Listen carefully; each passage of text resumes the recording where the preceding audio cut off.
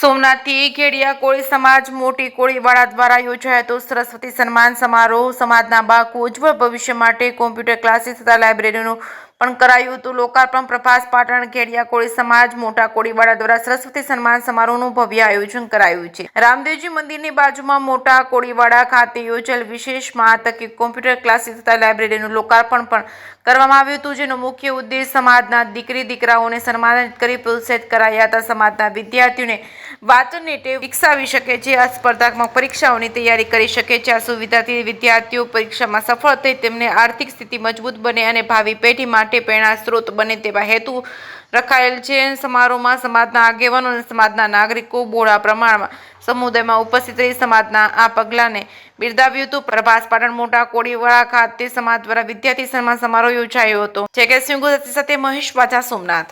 હું સોમનાથના ધારાસભ્ય તરીકે સેવા આપું છું ત્યારે પાટણ મુકામે મોટા કોળીવાડામાં જે વિદ્યાર્થી સન્માન સમારોહ વર્ષોથી થઈ રહ્યું હતું, આજે પણ વિદ્યાર્થી સન્માન સમારોહ કરવામાં આવેલો છે। મોટી બહોળી સંખ્યામાં વિદ્યાર્થીને સારા પર્સન્ટેજ સારા માર્ક્સ મળ્યા છે, એમનું સન્માન કરવામાં આવ્યું।